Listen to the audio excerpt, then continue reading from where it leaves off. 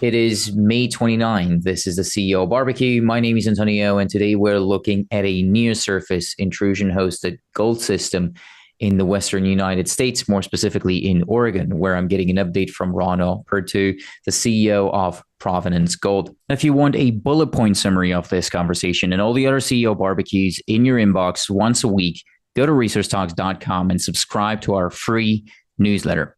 Now, the company you're about to hear from has paid us for the production of this video, which means that this is not research, it's an advertisement, and you should treat it as such. Research is conducted by reading the company's official filings, which you can find on setterplus.ca.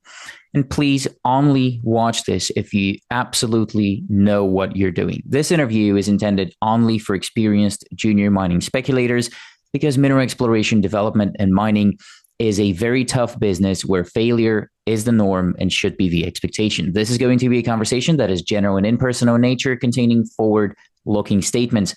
I am not a licensed financial advisor, and my business sells content-producing services, which also makes me biased in multiple ways. So before continuing on, please talk to an independent investment advisor with a good long-term track record because your capital might be at risk. If you're not 100% sure you understand 100% of the disclaimers I just showed you, please go to the last section of this video and do not consume this content unless you fully understand and agree with everything said therein. That all said, Provenance is listed as PAU, that is PAU, on the CSE, where over the last 3 months, the average volume has been about 351,000 shares. The stock's 52-week high is 40 cents and its 52-week low is 7 cents. With a market cap of just over 30 million Canadian dollars and just under 140 million shares outstanding, today this is a 22-cent stock with a 50 and a 200-day moving average at respectively 20.6 and 20.9 cents. There are 56 million warrants expiring on different dates between August of this year and October of 2027, with the majority of them already in the money. And there are about 12 cents. The majority of them are at 12 cents, but then there's also a good chunk at 15 cents as well. In addition to that, there are almost 8 million options, bringing the number of fully diluted shares to just over 202 million, meaning an increase of about 46% can be expected if all dilutive securities get exercised, which would then result in about a 31% ownership dilution if, and that is always a big if, but if those actually get exercised. And of course, this doesn't account for any future share issuance, which is likely to occur given that this is a pre-revenue company operating in what is a very capital-intensive business. Insiders here own about 8% of the company, and close associates and founding shareholders are estimated to own almost half of the company at 40% to be specific, leaving just over 50% as the public float. Moving on, I'll be looking at the financial statement, the latest of which shows us the numbers as of March 31st, 2025, which is when the assets side of the balance sheet held about $1.5 million in current assets, almost all of which in cash and cash equivalents at the time. There's no long-term debt, so the liability side of the balance sheet is comprised of only current liabilities and specifically account payables and accrued liabilities to the tune of $140,000. And almost $50,000 is recorded as a loan, although I did go and look at it in the financials. This is a non-interest bearing loan without any specific terms of repayment, and it dates back to 2019. Moving on to the P&L for the 3 months that ended on March 31st, Provenance recorded just over $300,000 in administrative expenses, which is about an average of $100,000 on a monthly basis. The majority of that money, almost 53% of it, was spent on shareholder communications, whereas consulting, management fees, and just paying the people essentially in professional fees combined, they made up about a third or 34% of the overall spend, with various smaller expenses making up the rest. This is where I normally tell you about their exploration spend, as well as give you the exploration to administration ratio and the drilling to marketing ratio, but there hasn't been much of an exploration spend in the last fiscal quarter because Provenance commenced its 2025 drill program at the Eldorado project in April. So they're actually drilling right now, but that was right after the effective date of this financial statement. So for you, for listeners and viewers, this means that you should stay on the safe side and go look at their financials yourself by visiting setterplus.ca. Try and understand the financial profile that might vary from quarter to quarter. That all said, enough accounting, at least for the next couple of hours, because again, we're going to the Western United States, where Provenance has 3 projects in total. The one I mentioned earlier, Eldorado, is their flagship asset. It's located in East Central Oregon, so it's in the Western United States, but it's on the eastern side of the state, which is actually an important difference that we'll discuss later. And there was an over 3 gram, 175 meter intercept that brought Provenance to everyone's attention sometime last year. And it's also where they're currently drilling a 10,000 meter RC program. Now, Eldorado, as I mentioned earlier, is a diorite. So it's an intrusive hosted fracture controlled, or a system that is assumed to be fracture controlled with a historic, again, emphasis on the historic part, resource on it. So it's a non NI 43-101 compliant resource. But there was almost 2 million ounces of 0.75 grams per ton gold identified there. And Provenance holds an option to this project from Gold Royalty, which will cost them $2 million in total payments through 2027. And it's also got a 3% NSR attached to it on the back of that. This project will be the most, the biggest part of today's discussion, but it's not everything. They've got 2 more projects, both of which in Nevada. There's Silver Bow. It's one of them. It's a low profile silver gold system, but there's not much else that I know about it besides that. So hopefully an update, maybe a brief update on it later on. And then still in Nevada, that's where the White Rock project is. It's a Carlin style gold target. It's in Elko County, right up in northeastern Elko County, actually on the border up there. But again, the focus has been on Eldorado, so not much to report on here for now. But again, hopefully Rauno will be able to tell me what he plans on doing with these assets later on in the conversation. And as you can see by now, there's loads to discuss here today, which means that it's time for me to finally shut up and Rauno give you the word already. But first of all, thank you for sitting down with me today. Thank you for the intro. That was well done and comprehensive. Well, the pleasure is all mine, of course. And although you and I have been in the same interview before, last time we spoke was more focused on the intercept that put you on everyone's radar. So today I want to go through more of a holistic overview of the company, if you will, starting with the person running it, which happens to be yourself. So who are you and why do you think you're the right man for the job? Well, I am a longtime geologist. I'm a registered engineering geologist in the state of Oregon. And I've had experience in the majors for the majority of my career. I was director of business development years ago for Kennecott. I was offered VP, and I instead, for personal reasons, quit and went into the junior sector at that time. I have had a career that has spanned 3 continents: Australia, North America, and South America. And I have discovered several things over the years, including a major gold system in Montana, of all things, a coal field in Washington State, and some other gold projects elsewhere. But when I was reviewing projects, for instance, for Kennecott, my position was to find out what the company should diversify into and not get into. And I think deciding what projects not to go on is as important as what projects to go on. And one of the criteria I have always used in my exploration over the decades has been, if you're going to get into a project, don't do it when that commodity is the flavor of the month, and make sure that when you do it, that you are going to be in at least the top third economically of that kind of a project. I actually prefer closer to 10% of that kind of a project. And the reason for that is that in bad times, most companies lose money. The ones that are in that upper portion are breaking even or slightly better. When you're in good times, everybody's making money. But I always prefer to be in that most economic portion because it's going to be the best news for the shareholders of the company.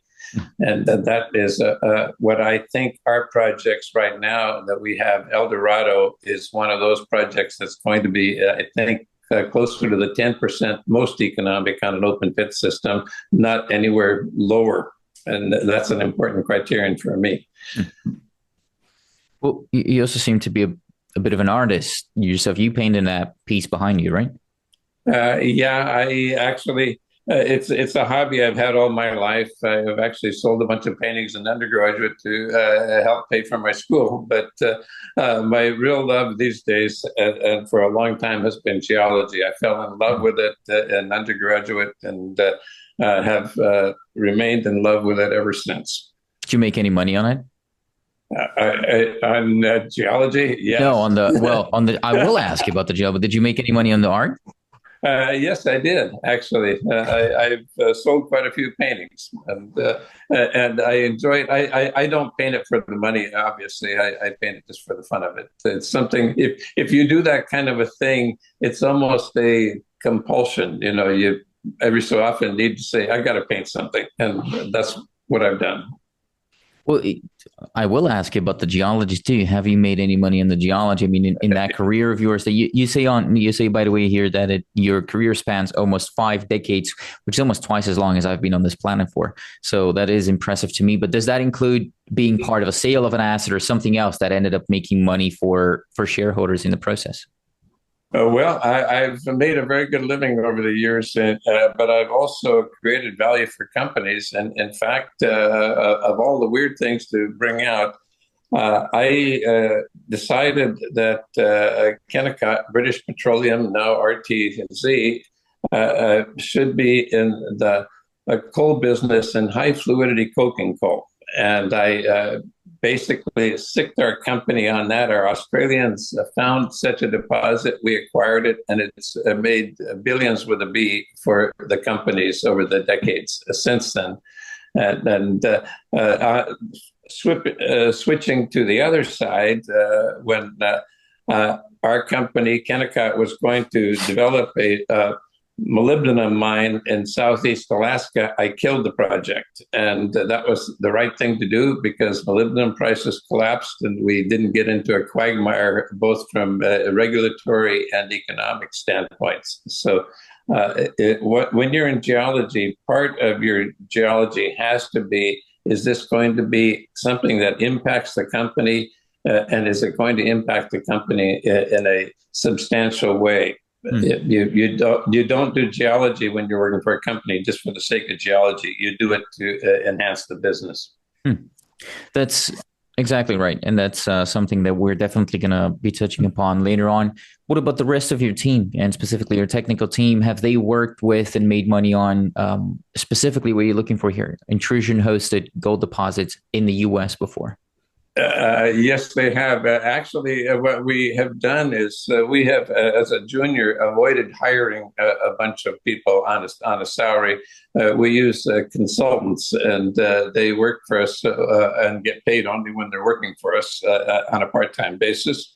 And the two that we're using most right now, Ben Hinkle is a very experienced, very good computer modeler. And that's what he's doing. He's doing our leapfrog modeling on our deposit and helping us plan our drill patterns.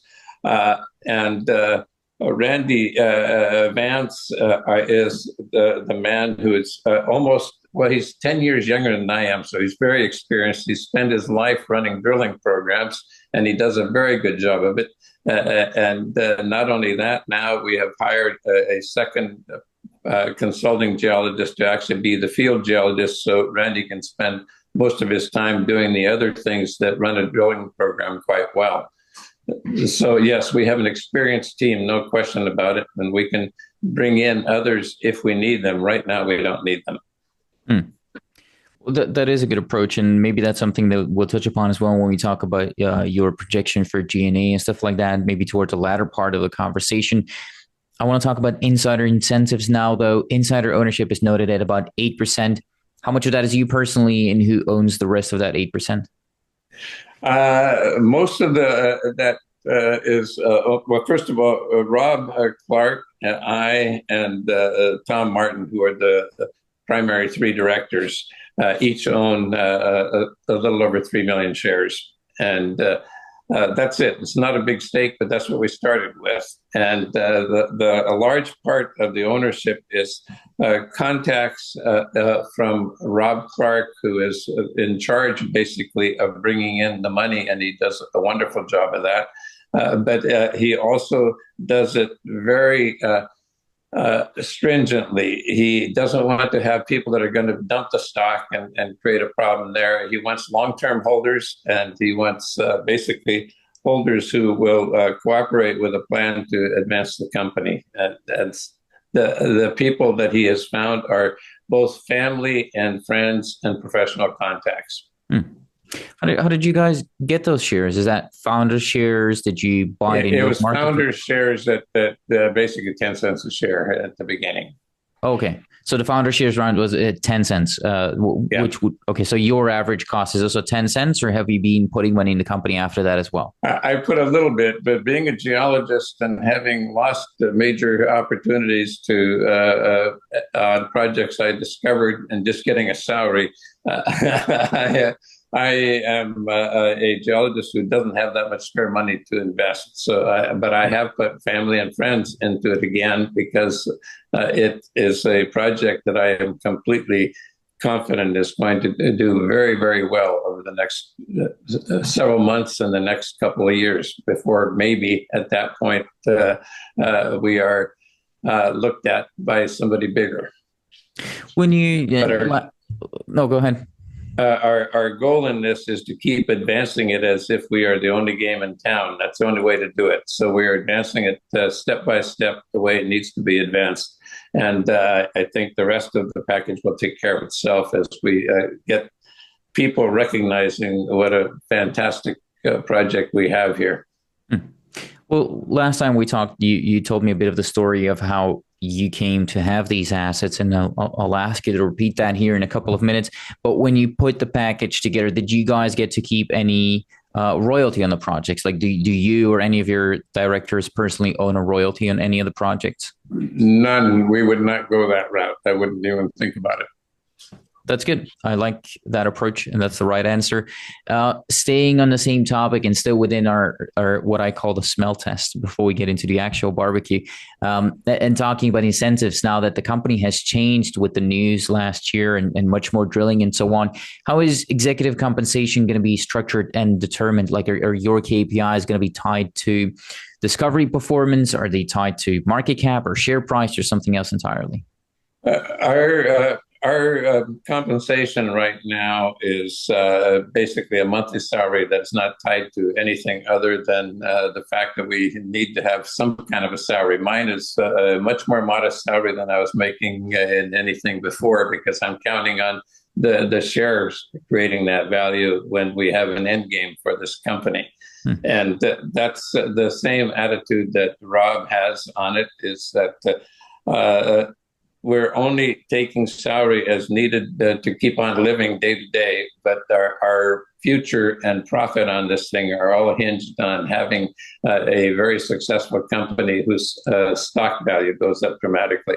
And I think it will. That's yep. That is, well, that's the right approach. In my opinion, that's basically what I'm looking for. And I think that about does it for the initial smell test here, Rauno. I want to talk more specifically about provenance and the assets, but we'll have to start with where your flagship asset is in the first place before we can talk about it.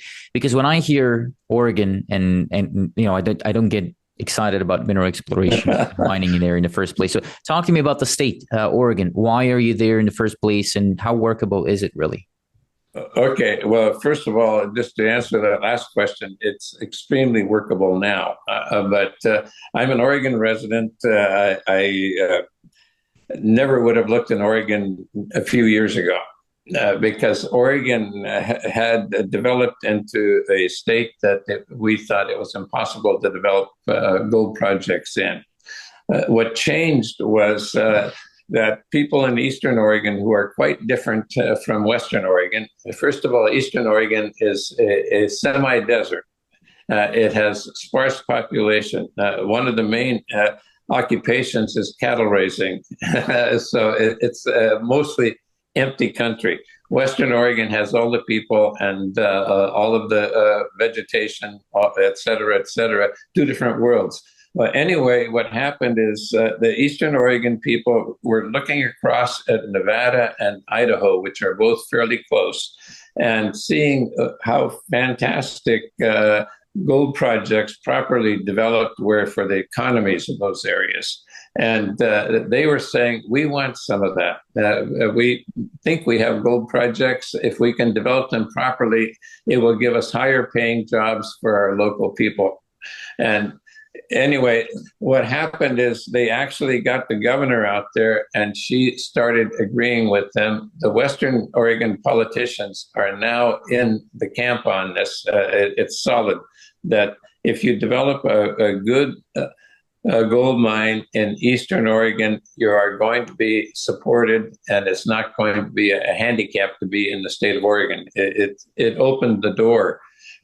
What happened is everybody had this idea, myself included, you can't do any business in Oregon, let's not even look there. So it was ignored. While Nevada, for instance, in the exact same type of geology, exploded and became a major gold producing, if it were a country, it'd be one of the major gold producing countries in the world.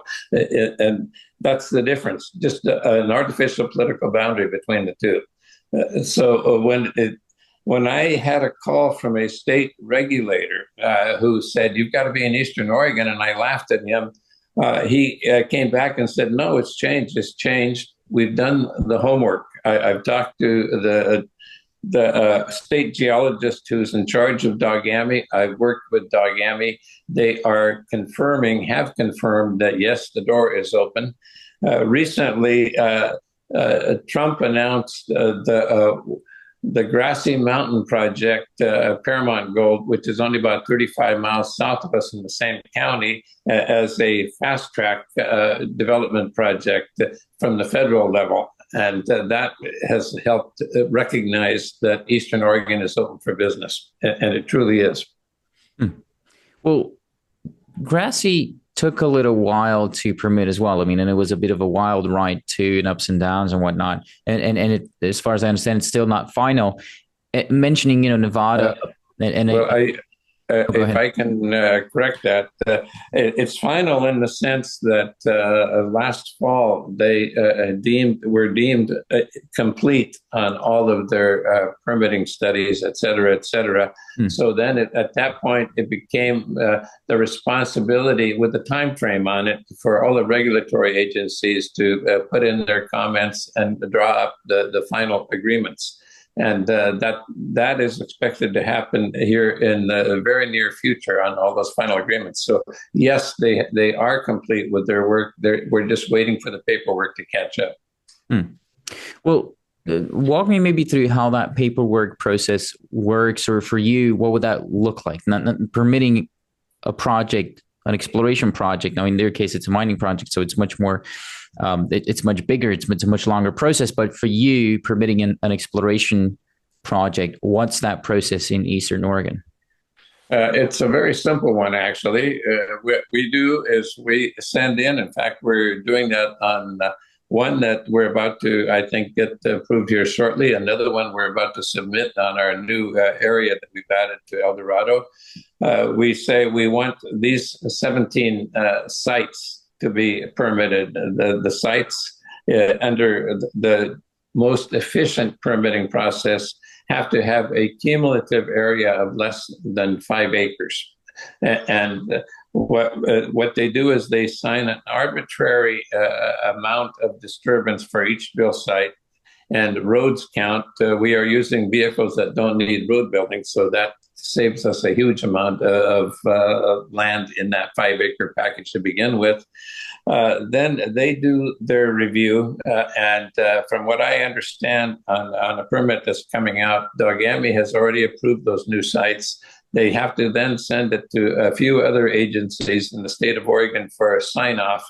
But regardless of what those other agencies do, Dogami has the final say-so. So we will get that approval. It's just the timing that's involved. And that timing can take up to 60 days, but that's it now. I'll go back up a bit.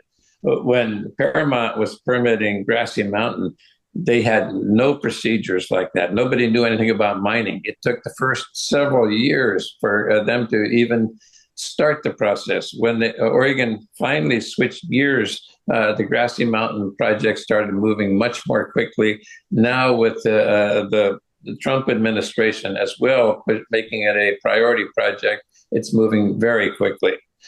So it's been a process of change in the regulatory aspect and the timelines dramatically. Our first permit was something like 18 months. The second addition to that was automatic. This permit is having a 60-day maximum. So it's improved pretty dramatically. And I know there's again there's still mining going on in the state. Why do you think we haven't seen more mining or more exploration companies? Like I don't know of too many other exploration companies in Oregon. Why are they not flocking to the state? I mean, in here over the recent past, like over the last year. Why do you think that is? Well, in part, if you know mining management, which I think you do by now, they're sort of an immobile lot. They don't do anything quickly, and there's still an awful lot of misunderstanding about Oregon and its ability to allow mining. What has happened, though, I picked up from key companies, including a major that has reviewed our project and likes it a lot. Is that they have no fears about Oregon anymore. They've done their homework and they recognize that Oregon is a good place. It's just not become the flavor area to be in yet. It will be, I think, in the very near future. One of our advisors, our political advisor, says he knows of 5 companies that are now quietly exploring in Oregon. So it's happening. We just don't see it on the surface yet. Well, let's talk about Eldorado here and the history of the asset itself, because that might get you talking even a little bit more about Oregon in the first place. You just mentioned how it all kind of happened. You got that phone call, but how did you get your hands on Eldorado specifically? And again, how come nobody beat you to it? Well, first of all, we got a project, our White Rock project in the northeast corner of Nevada, from a personal friend, Jerry Boffman, who was with Gold Royalty Corporation. And we did a bang-up job, I think, on exploring and opening that thing up. And we got a call one day on, I just picked up this project in Oregon. I think it looks interesting.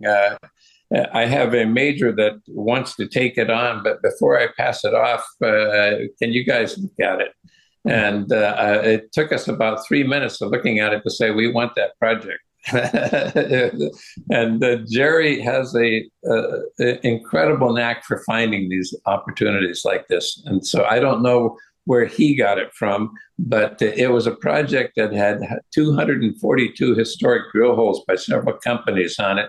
They had outlined, ICANN had outlined a non-compliant pre-43-101 what they call the resource that we can't call a resource of 2 million ounces at 0.75, completely open-ended. What we looked at was that this had been done mostly by rotary drilling, shallow 100 meters minus, and that the system was wide open at depth. It was wide open on footprint and infill, all the above. So we said, that's a great place to start. And our first RC program that we did in 23 was an 11-hole RC program that demonstrated the grades are better in our RC than what the rotary drilling in the past represented, both because some of them went deeper and because there's a much better gold capture rate with RC than with the old rotary drilling in the past. I'm blabbing on and becoming monotonous here, but I'm explaining the process. So anyway, we found that the gold system does go deeper. It is higher grade than the historic drilling within that area that ICANN projected as having the 2 million ounce gold system. So we are delighted to be able to start infilling that original area now and doing it at a higher rate of ounces per unit area, if you want to call it that, because we're getting deeper and we're getting higher grade and infilling. Mm-hmm. We'll definitely talk about that new drill program and why it's RC a little bit more in depth here in a minute. How much money have you raised though since you got the assets in again 2023? And yeah, how much money have you raised? On all of our projects, we've raised about 10 million. On this one, and it's been well spent. But on this one right now, we have about 1.5 million in reserve, and we will be doing other raises here to continue this program. But Rob has done that in the face of very, very difficult times for juniors. And that is an impressive accomplishment. But now we're on a lot of people's radars because everyone that we have presented to and talked to loves the project.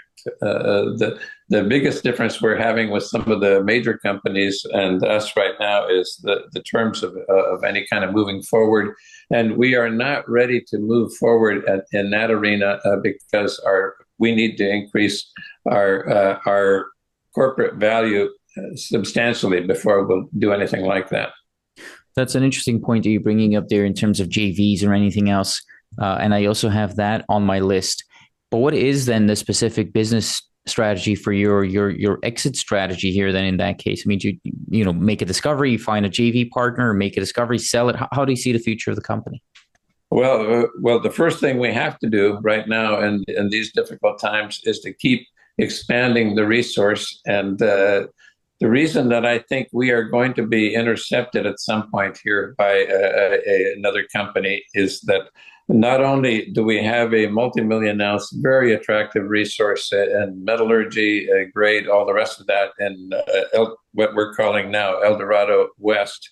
But the Eldorado East property that we picked up, I think, is the single best exploration target in the state of Oregon.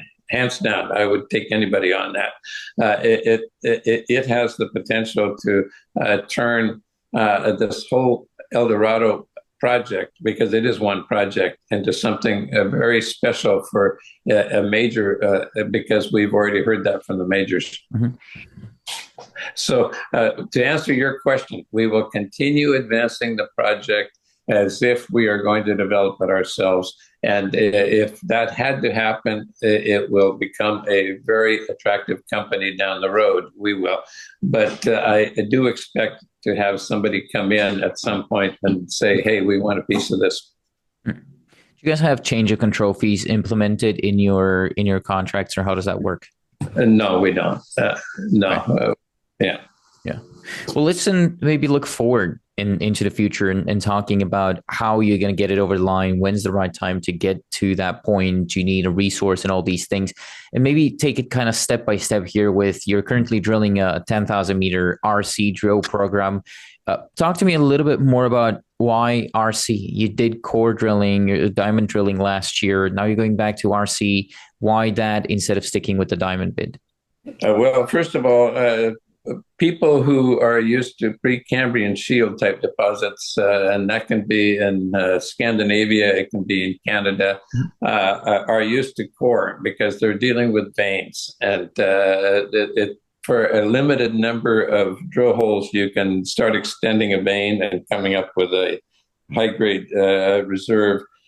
Western bulk tonnage mines, and that's also in other places all over the world, including Alaska for a weird climate situation, Australia, South America, North America, open pit mines are done with RC. And the reason is it's not a vein system, it's a bulk tonnage system. And you don't need more than a smaller percentage of core holes to confirm the structure and details you need that you see in a core. Overall, you're just trying to find, is it high grade, low grade, no grade? The RC is much cheaper. It runs us right now about 150 or 60 per meter, whereas the core was running us well over 500 a meter. It's a lot faster, and we're actually getting better recovery rates. This terrible problem that we had with core recovery in our core program was in part because the ground is variably hard and soft because of the geology involved. Unfortunately, the soft parts are the ones that carry most of the gold values, and they're the ones that are preferentially lost. So we were not happy with the recoveries. And by the way, when I look at core versus other historically in this area, they all had the same complaint, even way back in the 1920s and 30s. So this area is tough to core, but you don't need to core, and we can be better off, cheaper, quicker with RC. Isn't core better for understanding structure, though? And in your case, that would also be important. Or do you feel like you've gotten a good idea of the structure and the orientation of the structure here already? Yeah, we, for a lot of different reasons, we do have a pretty good idea. First of all, we did a lot of geophysics. We did ground, and if you actually looked at the state map of Oregon in that area, you would see that there is a major east-northeast trending zone that goes right through our Eldorado East and Eldorado West areas. And that structural zone is tied into diorite bodies that came up along that zone, within that zone. And those diorite bodies are associated with gold mineralization along their peripheries right across. So we have a system where we understand where the gold came from. It came from those diorite bodies. The structures that control them, which are the northeast trending structures that we don't need to get into details, but they're fundamental. And then there are secondary north and northwest trending structures that are also mineralized off of them, which always develops in this kind of a structural regime. So we have those kinds of controls. It's not critical to find out, is this we're looking for this vein down here at 100 feet, 100 meters, whatever it is. We're looking at the bulk tonnage characteristics. And now we have call it a 20 gram zone at 100 meters, but the stuff above it runs a half a gram. Then we have a great open pit, and the separation is done in the mining, not in the early geology, because when you mine that, you send they actually sample wall faces and open pits for grade, and based on what they see in the wall on a daily basis, they will send it to the leach pad, to the mill, or to the dump. And so, long story short, again, to summarize, it's not nearly as important to get the detailed structure in our kind of system as it is in the Precambrian system where you're chasing a vein.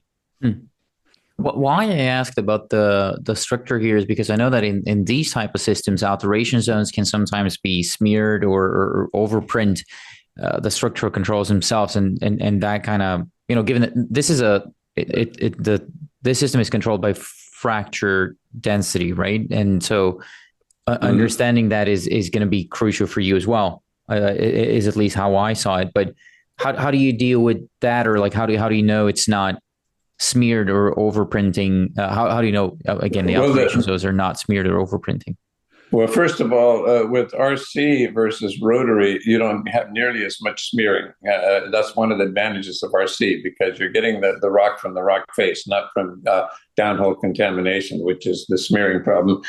But beyond that, it's not that critical, once again, to, if you average a high-grade zone, I'll reverse here for a second. Our core hole 1 in 2024 had some really high-grade zones and some modest grade zones in an envelope that was 175 at 3 grams and 288 meters at 2 grams thick zone. Well, when that's mined, the miners are going to look at the high grade zones. They're visually easy to spot, and they assay day to day in the face. And that's, once again, as I mentioned, they will selectively mine that face for the mill, for the pad, or for the dump. So it's not a critical problem for us. Hmm. What is a challenge in this system? I mean, it would a nugget effect be a challenge? Are you experiencing much of that? Yes, the nugget effect is a problem, and we are. Well, one of the things we're doing right now is we're running photon assaying on our stuff, which we're confirming, and that's a 500 gram sample. And the reason that's important is that nugget effect can really lead you if you get a piece of gold in a 30-gram fire assay. But the labs will normally discount that. They'll do a second assay, and if the second assay is low, it doesn't show that nugget, then they will throw it out or report all the assays that they took in that interval, and you throw it out. But anyway, nugget effect is normally a problem that will help us raise the grade. I had a major gold discovery in Montana where we realized that parts of that deposit had coarse gold that formed a placer over the top of it, just as we have a placer over the top of Eldorado in both the areas. Anyway, when you take a fire assay, you're very likely to miss those coarse gold pieces, very likely, 30 grams. And that's what happens. The bigger the sample you get, the more likely that you're going to grab one of those, and the overall grade is going to go up. On that Montana project, I did 9-pound samples, and the 9-pound samples of everything, the areas that didn't have nugget effect and did, raised the average grade of the deposit 43%. It's a substantial increase. We're going to be doing bulk testing in the sense right now we can even take these 500 gram samples we're running and run several of them on the same sample to extinction if we choose, and then computer blend them together for an overall grade. But again, a shorter answer for your question: yes, nugget effect is a problem. It's going to help increase our grade when we start doing bulk testing. When is that going to be? When do you want to start doing more med work or larger testing? Because I think you've only done underway. We have started some of that already, and we're planning on doing it with the first round. Okay. How big is that going to be? Because I thought you only did a 3-kilogram one before this. We did. We're like I said, we're switching over to the photon because it's faster and efficient, and those are 500 gram samples, and we can do as many of them as the sample allows if we choose to. But I'm repeat your question because I'm not sure what you were trying to get at here. No, I was just trying to figure out how big the testing is going to be this time, and where I'm going with this in the first place is thinking about refractory risk. Have you encountered any arsenic in the system? Because I know there's pyrite and golds related to it, but is it arsenopyrite? Is there risk for refractory ore here? Not that we've seen, and nor what's funny on this is let's go all the way back. Now I'm talking about the Eldorado East.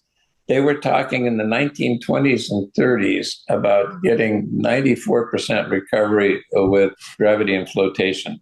They said at least half the gold is free gold. What we've seen in our core and in our testing is exactly the same kinds of numbers. And we explained it when we studied the core. The core, I was expecting to find a possible coarse gold in breccia zones. Instead, what we found with our core was that the coarse gold wasn't confined at all to breccia zones. It was a replacement of iron-rich mafic mineral grains in the diorite with gold. I've never seen anything like it. The major geologists that we had out there had never seen anything like it. It explains why the recoveries are so good. The major alteration zones that we picked up in the diorite were made earlier than the gold mineralization. The gold mineralization came in as a late stage. It was not accompanied with solicitation for encapsulation, nor was it accompanied with more pyrite to encapsulate it. We can actually look in there and see visible gold that is completely unsurrounded. Let's just say completely exposed. And if you crush that rock, it would be a placer deposit. So the metallurgy is going to be excellent. There's no signs of any kind of metallurgy problems. But what you just said actually makes me think, is your understanding that the diorite is not just the host, it's the source of mineralization here? Yes, it is. And the reason I say that, this was an argument that went on in geology a couple of decades ago pretty fiercely on are the diorites just the heat engines that strip the gold from the surrounding rock and then deposit it, or is the diorite the actual source of the gold? In our case, I have to go with the second. I'm sure there'll be both, but in my case, I have to go with the diorite because the gold is always associated with proximity to the diorite. And it's either in the diorite or it's in the margins of the diorite. Even the high-grade stuff that we're finding at Eldorado East is within a very short distance of a major diorite body there that I think may connect to our diorite body. It's in an area where the chemistry of the surrounding rocks, which are predominantly a formation called Burnt River Schist, which is a carbonaceous black shale. I'm switching gears here a little bit so you can understand what's going on. The black shale is a precipitator of gold in the fluids. In fact, they use carbon for recovery of gold in gold mills. So anyway, we have fluids coming out of the diorite that are gold rich. They hit the surroundings and the chemistry changes dramatically in those shales and it drops out. I think that's why it is located where it is in that deposit, Eldorado East. Just as importantly, when you structure a system, and gold veins and gold deposits are always tied into structure because there's so little gold that comes in the fluids that if you didn't have a structure to keep reopening those fractures, you wouldn't have an economic deposit. So when you put that into play and you recognize that a massive diorite body behaves structurally very differently than the surrounding sedimentary rocks, the place where you're going to get all kinds of breakage that keeps happening is at the margins. And that's where the gold is. So we have an environment that drops gold out of solution, an environment that creates fractures for those deposits, and the gold forms right there. And when our computer modeling geologist Ben Hinkle points out the close association with modified gravity, weakened gravity in the diorite, which is an indication of fluids impacting that diorite, and gold mineralization, which he has. He's shown there's a pretty good correlation between those two. The reason that is happening is the fact that we have a system that is reacting to the fluids coming out of the diorite into an area where it drops out immediately with the carbonaceous shale and in those fractures. So everything points to us understanding that system for an exploration added tool. It also explains why we have the high-grade deposits at Eldorado East and why I really want to explore that same area that was pointed out by our geophysics in Eldorado West. Our second round of drilling at Eldorado West is going to try to attack a geophysical anomaly we picked up that is untested, completely undrilled, on the margin between the diorite and the same Burnt River Schist. So I think that's going to be a fun target. In your presentation, you also talk about a deeper high grade zone as a new interpretation. Is that being targeted with this drill program as well? I mean, can you get to it with RC as well? We're finding out with our new RC company, which is, if I can mention, it's Longyear, and they're one of the best in the business. We had troubles with our first hole. They made adjustments. We got their drill team in there, and now we went with ease down to our target depths of 250 meters. So yes, we are getting to the depths we need right now. We haven't tested it to plus 300 meters yet because we're only finishing our third hole right now. But it looks like RC will work very well. And these structures that we're talking about aren't just a flat-lying structure, they're tilted structures. So if we can get them where they're projecting up, we can hit them at a very reasonable depth and then chase it later with core deeper, because we're bringing a core rig in on about the 1st of July, first week of July or so, and we'll start doing the core that we now know we need to put those core holes into play at that time. When do you expect to have some assays then?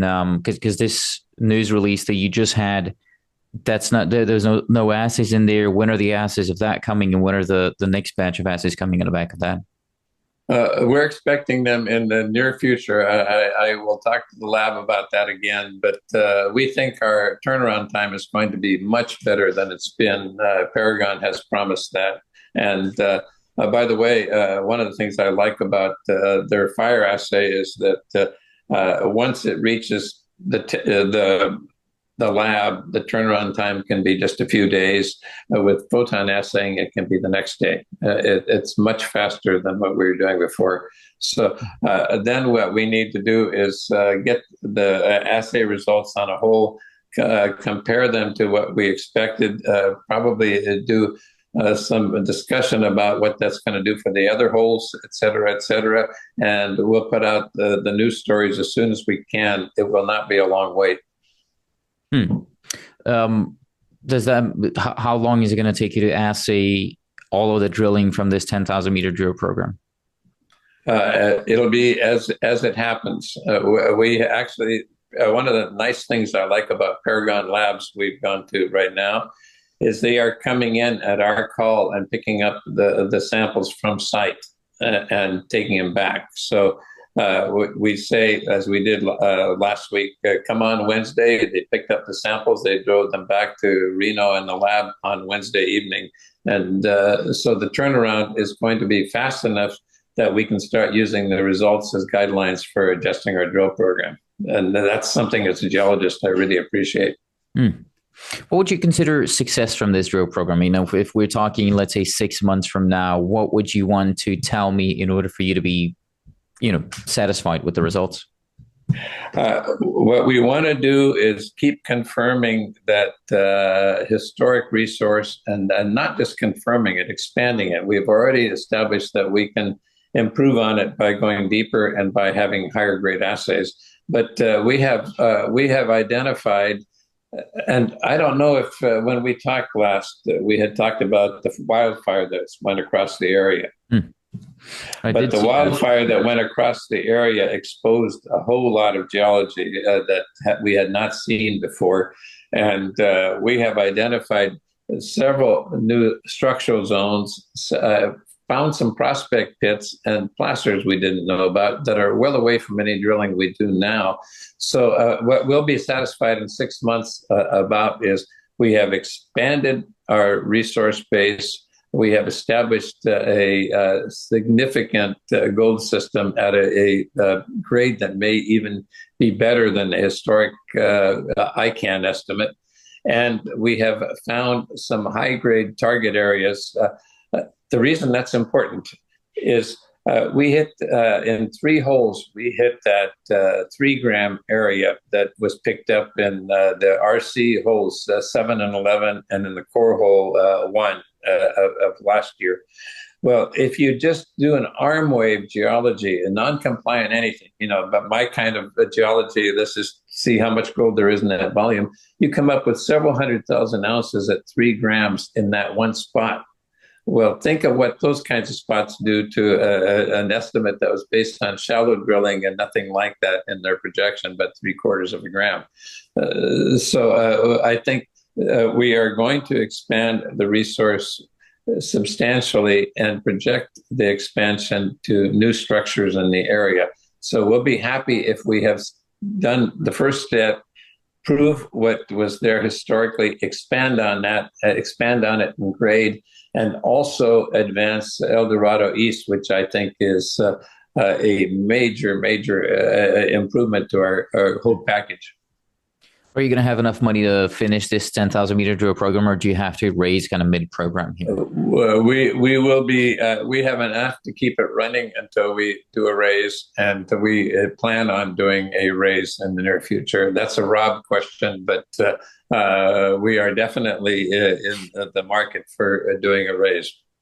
Well, earlier in the conversation, you did kind of allude to the fact that you don't want to do a JV right now, maybe because you don't think the valuation is right, or take a strategic in or something like that. But how do you finance it from here on out? And why I'm asking that is because, again, number of fully diluted shares is over 200 million. So there's a bit of an overhang there with the warrants and everything. So it's got to be done again tactically in order for there to be upside left. So how do you deal with the financing issue?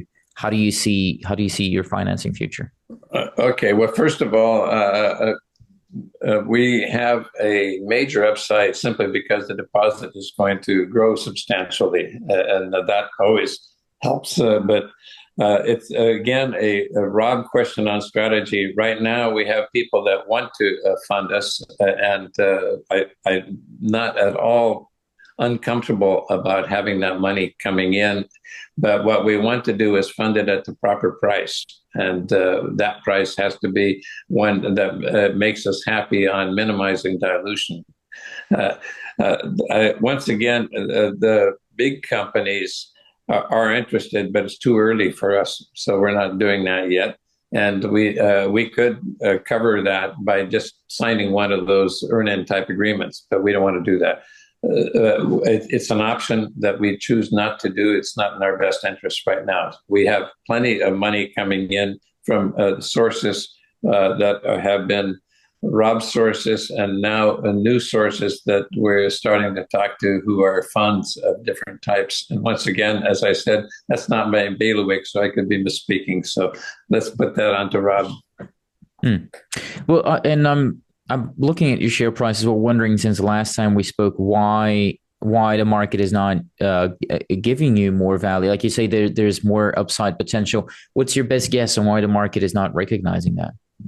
That's we are puzzled to beat heck on that because it should be. But I think it's the Oregon problem lagging, and not enough people are recognizing what we really have. When we start coming out with an expanded drilling program and the rest of the package that we've added here, I think the recognition has to come. We've had big companies that have recognized it under the radar, and that's, the ones that have approached us. We need more people to recognize that we are in the arena of junior miners. I can't think of any juniors that have a better resource package than we do. I think we're exceptional, and that's something that you tell me why we haven't gotten the attention we need. And I think it's the Oregon residual that's hanging on. Yeah. When's your next option payment, by the way, too? That's something that I wanted to ask as well. I should have asked it earlier, but I'm just reminded of it. That's a question that you'll have to ask Rob. I don't know that off the top of my head. Okay, then next time we'll get Rob on. You mean on the property? Okay, yeah. I was switching gears. Okay, yeah, that's coming right up, but we have that covered. So it's I believe it's in July, but I'm not 100%. Okay, yeah. You think you're going to have results before that as well, I assume. So yeah.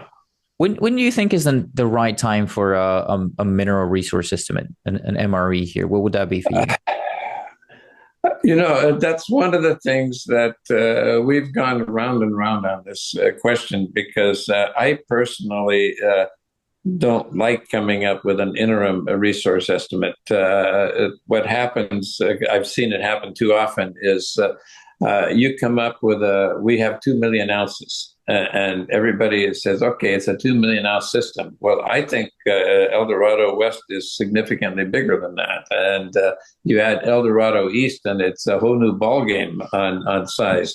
And so it may not be in our best interest to come out with a resource estimate unless we can somehow clearly make it that this is an interim floating estimate that will continue to grow. But I know the way people normally work on this is these.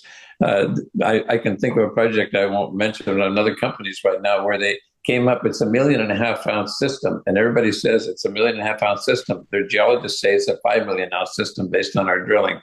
That's the problem. So it's still in play. We don't know. We are going to be in a better position to do that with our current infill and step out drilling because these are short step outs initially, but we're not in a position where we may want to come out with an interim resource unless we understand its implications. Any idea of how much drilling it's going to take you to do come out with a resource? I'm going to guess off the top of my head about $2 million worth of drilling to come up with that kind of a initial estimate, maybe 50 holes.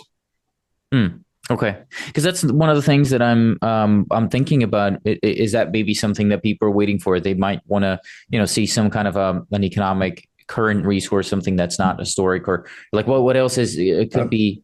Like why the market is not recognizing the value that you're talking to me about here. Because also, I don't think marketing is a problem. Like you spend a good chunk of money on marketing on the last quarter. What do you plan on doing there? Do you plan to keep up the spend of marketing? Do you want to increase it, lower it? How do you think about marketing here?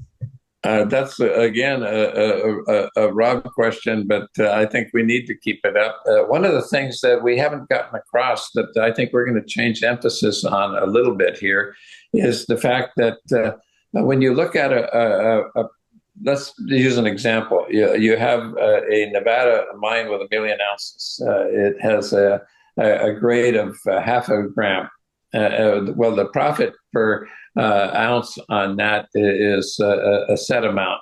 Call it, $1,500 profit before you take in all the other corporate costs. Well, on ours, where we have better recoveries, higher grade, it's basically a high grade mine because there's more money to be made per ounce produced than there is in a normal lower grade deposit. And that's an attractive feature that most people don't fully appreciate, but it truly impacts the economics of a mine, especially if the mine plan, because I've looked at mine plans a lot in the past, if you can get capital recoupment right off the bat, that really impacts the overall long-term economics of that mine. Well, we have an area now that we have flagged that has several 100,000 ounces at 3 grams with great metallurgy, and that we will be doing more metallurgy tests on in the very near future just to confirm that. But anyway, that's an immediate capital payback area. Well, it'll be good to get Rob on next time as well to talk about some of the strategy behind that and the spend and everything. So that'll be good. What about permits? You're fully permitted to do this work. You told me for 10,000 meters. What about after that? Would you have to get any social licenses or anything else on the back of this to keep drilling? No. We have our next permit in that 60-day clock right now, and it will be coming in. We're going to submit a drill plan in the next week if the guys I directed to do that get it done this week for Eldorado East. And we're hoping to be able to put some initial drill holes into that part of the property before fall, in the fall. When I say before fall, I mean before snow. So I think we'll get that in maybe September, October. And this, by the way, is still on the topic for me of why is maybe the stock doing what it's doing. How's the public's perception now that you've worked there for a longer time? You're doing a bit of a bigger drill program now. Have you gone in and spoken with the communities? What questions are they asking you? What's their perception of exploration and mining? There is no community. There are a couple of big ranches right there, and a few, but we have strong support from both Vail and Ontario, which are the two small towns. Vail is about 60 kilometers away, and Ontario is another, call it 20 kilometers past that. There is no community, but the overall Malheur County, we have gotten official support from the county. We've gotten support from the key players in that county. Andy Bentz is one of the key political figures in that county, and he's one of our advisors. And he is the one who told us about bringing in the governor and Western Oregon politicians to say we need mining projects. The local community is very, very supportive. They need the money. In Oregon, as in Nevada, when we start, or whoever starts this mine up, starts hiring people, those salaries are going to be more than twice the average salary in that county. So those are significant impacts. What about when you go and talk to some of the investors, when you do roadshows or whatever you do, conferences and whatnot? What are they asking you? What's kind of the first thing that institutions might bring up or larger shareholders bring up when you talk to them? Can you mine in Oregon or continue in Oregon is the first question everybody brings up. And that's been answered pretty dramatically here lately, but it's still the residual effect that I was talking about. It takes a long time for opinion to shift gears, even when it's changed. Right. Yeah. Okay. What is what else is left for you to do here? Do you think we didn't talk too much about the historical drill holes here? Do you think you're going to have to redo some of that historic work or twin some of those holes? We have. It's kind of a nebulous area on how many holes you have to do to confirm the old stuff. And we heard from one outside consultant that not many, another one saying a larger number. But because our holes are actually coming in stronger and deeper than the historic holes overall. That means that those old holes are going to be accepted, I think, more readily. So what people don't appreciate is that the rotary drilling that they did back when those holes were drilled was not a good recovery method. It was shallow, et cetera, et cetera. We don't have any of those samples to compare. But even then, I think it's going to be a pretty straightforward process to integrate our holes that we're drilling with the old network and come up with an estimate that people are comfortable with. And that's when do you think that work is going to be published?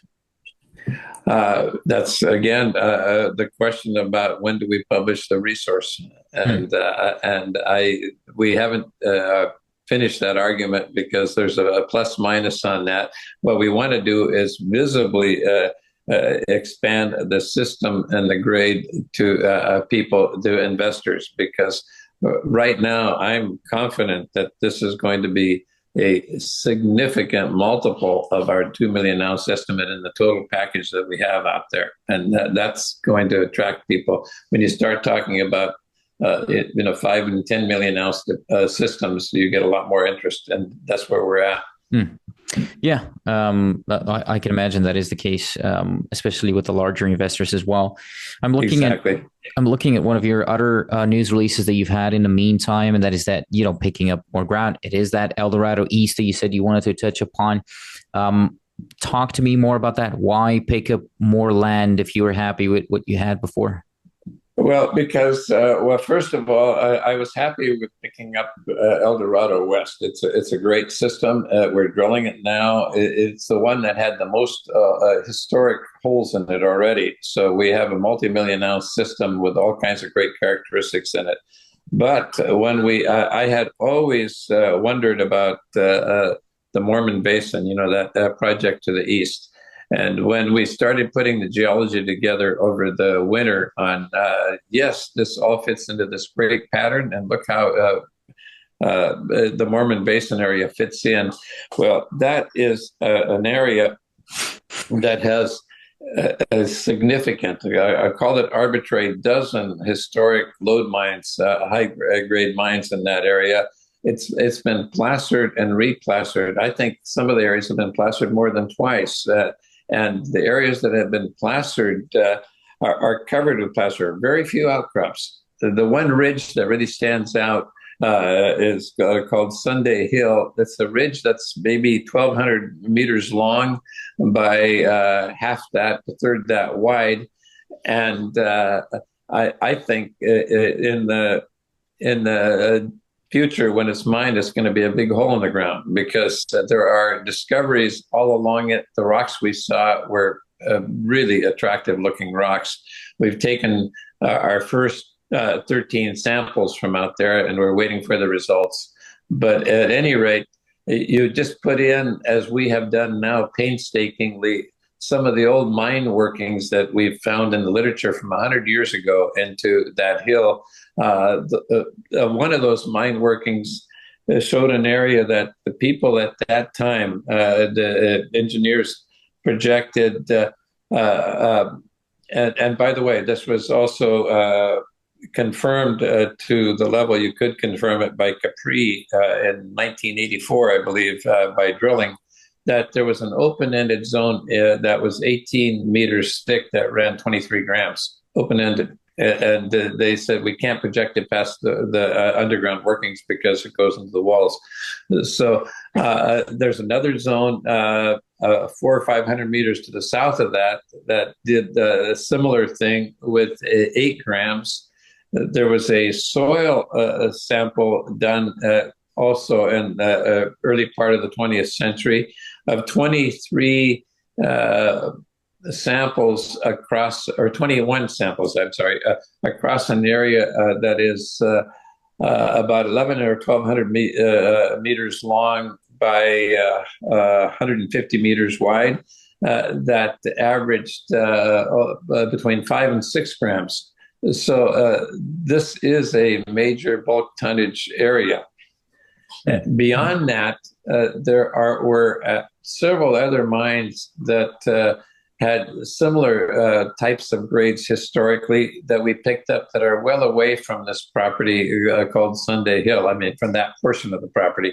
So we have extensive placer mining and lode mining across that area that we now hold, and our land package has grown to 32 square kilometers. So it's a big area.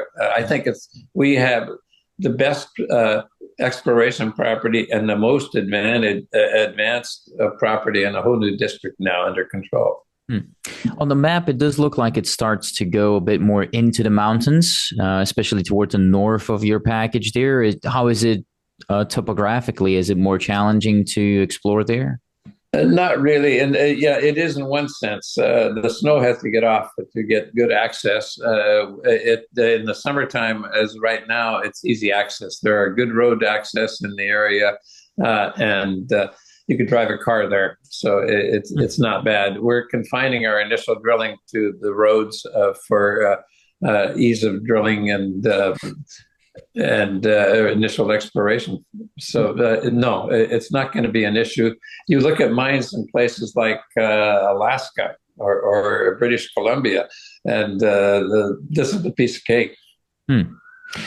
Is Sunday Hill structurally and genetically, I guess, part of that Eldorado diorite hosted system, or is it a different system altogether, like orogenic or intrusion related or something else entirely? It's part of the same system. There's no question in my mind. The rocks look the same. There are a few little spots here and there that have mineralization in diorite that are dead ringers for what we see. I think it's part of a major diorite intrusive at depth that has little fingers coming up, here and there, which are these bodies we see, that extends for several miles in that east-northeast trend between a southern boundary, which is what they call a under thrust zone from way back when. It's a major fault zone, and from plate tectonics. The northern zone is a little harder to read, but it looks like it's another northeast trending fault. So we have basically a strip that is wide with fault boundaries on each side. The diorites come in within that zone. And I think it's all one system, which is why I'm calling it all one district. How do you reconcile then the previous work, the historic work there, where there was a high grade vein model from in the 20s, whether 1926 or whatever, with the bulk tonnage kind of fracture controlled system at Thai? How do you reconcile the two? Well, very easily. In those days, they were looking for underground mines. They were looking for high grade. They really, when you looked at how they processed the ore, the whole package, they were not geared for handling our kind of bulk tonnage, lower grade. A gram or two to them would have been waste rock. And so they were focusing in on these high grade lenses and zones. And what we can see right now is the fracture patterns that are even the one that we put in a news release with that. I don't know if you saw that, where it looks like somebody hit a hammer on a sheet of glass and you have these radiating cracks. Yep. Those dark cracks were the high grade. And now I have a slightly different model from the nice, neat bullfrog model that is developed on the computers, that we're going to have grades in part dependent on density of fractures that are infilled with high-grade material, which is wonderful for an open pit mine. It would be very difficult in an underground sense, because in the underground sense, they have to find the fat zones, like that 18-meter fat zone that they call the Phelan vein, in the Sunday Hill mine. What are your next steps then here? I suppose you would want to get a financing first, because you're currently drilling, so that I assume that's your focus. But what are the next steps here for this new piece of land? We are right now submitting I think we just added 3 more, so 17-hole drill pad permitting to Dogami, and that will allow us to cover that whole Sunday Hill area on initial pattern drilling at angles from the east side primarily, and also beyond it on the north and south ends. So that's really important to start confirming. We have plotted the high-grade lenses that I was talking about, and we think we can intercept those with the drills and confirm what I am positive we're going to find. That's my view, but I will bet on it 100% that we're going to find a lot of mineralization outside of those high-grade lenses that is very economic on an open pit. But essentially, this new piece of land will have its own timeline. So the two pieces, they're going to move. You're going to work on them simultaneously, but they're not going to move necessarily together, or will they? First of all, we are going to continue. We're not going to let what we do on Eldorado East just make us lose focus from our original property, which is fantastic, Eldorado West. So that's the one we're continuing to move into a advanced status right now. We want to do enough work on top of that to establish that, we have a wonderful piece out there to the west, and the frosting is coming on the target to the east out there, which is eventually, I think, is going to be its own multi-million ounce system, possibly at a higher grade. But for the east and drilling, that would be next year. That's not something that would be next year. No, we'll probably do some very limited confirmation drilling in the fall, and then plan a bigger program next year. And it's all going to be budget driven in part, because I don't want to ever basically slow down or stop the development of Eldorado West, which is going to be an open pit in my mind at some point in the not that distant future. Mm-hmm. And it's also going to attract attention. And that attention is important to not only for corporate share price, but also for suitors. I also see the option here is a little back weighted. So the big payment, well, half of it's 400,000 US, which is payable 35 grand. You got to pay this year, essentially by the middle of next month. You said you probably have that covered as well, and then it starts from there, but it's not too big, so that makes sense. Good. Yeah, and by the way, on that, that was Jerry's original 10 claims that covered Sunday Hill. We added 200 and whatever the number was, but it's a significant number of claims all around it. And the reason I did that, I wanted to cover the entire Mormon Basin and a little bit beyond in the target areas, because there are major historic high-grade mines in the rest of that area. Excuse me, in the rest of that area. And it's all been plastered. What do you think I'm forgetting to ask you here, though, Rauno? We've been at it for over an hour now. I'm sure I'm forgetting a bunch of stuff, but what did you come here hoping to talk about that I failed to bring up?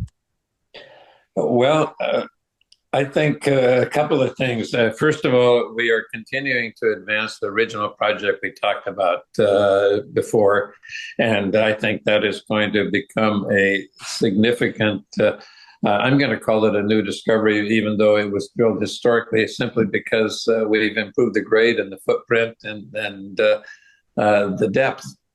So it's going to carry us forward as having a deposit that is going to be a multi-million ounce mine at some point in the future. That's my opinion only, but that's what I believe. At the same time, the fact that we acquired Eldorado East is a dream come true for an old geologist, because I think that is going to be special. I mean, truly special as an addition to an already special project. What keeps you up at night then in that case? I mean, nothing's really ever perfect. So if you had a magic wand, you could wave it at something and make it go away. What would you wave it at? I don't have that problem, because one of the things that I do when I look at projects is that I try to think of all the red flags that say that this should not be done, or this is going to be a major hurdle. And I only advance the project once I've crossed those hurdles. So I don't see, from a political front in Oregon right now, we are reassured for a lot of reasons that Oregon will remain very supportive of development in this area.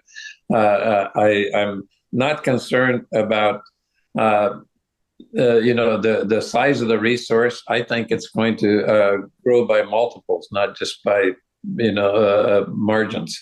I think the biggest worry I have right now, that if you want to have anything that I worry about, is that people are looking at individual drill holes and saying, oh, that wasn't a good hole, this is a bad project. It's not that way at all. Historically, 1 out of 3 or 4 holes, even in the best mines, are bad holes. So that's what worries me. We have to get people to defocus from waiting for the next drill hole to focus on the overall project that we are starting to outline, which is a very different animal and a big animal. And as always, thanks to everyone for watching Resource Talks. I have a couple of more things to say, though. The fact that this company was interviewed here today does not mean that they're necessarily a good or a bad company. I'm not here to endorse nor attack anyone. I am simply here to ask some questions. If you find that I have failed in asking a question that you would have liked to hear an answer to, which will happen as I'm not an experienced interviewer, please let me know, and I will try to correct that mistake in a future interview. As mentioned at the beginning, please understand that mineral exploration and development is an extremely risky business. Losing money is the norm and should be the expectation. This is a very complex sector, and the performance of individual companies typically depends on many different moving particles, including company-specific factors like geology, financing ability, and many others, really, as well as particles that are outside of the company's control, like geopolitics, macroeconomics, commodity prices, and many more, most of which are nearly impossible to fully understand. Moreover, these companies that typically get interviewed on Resource Talks are in the pre-revenue stage, which means they rely on the public markets for the financing of their operations, which could result in shareholder dilution. Furthermore, as a general rule of thumb, you'll be better off understanding that all company communications online, albeit this interview or their website and their presentation and their social media accounts, or even the social media accounts which you thought were your friends and then told you about a stock. Everything really that these companies do is intended as marketing. And although I do not make buy or sell recommendations because there is a clear conflict of interest given the nature of my business, many out there do. And you should be aware of that inherent bias, and you should be careful out there.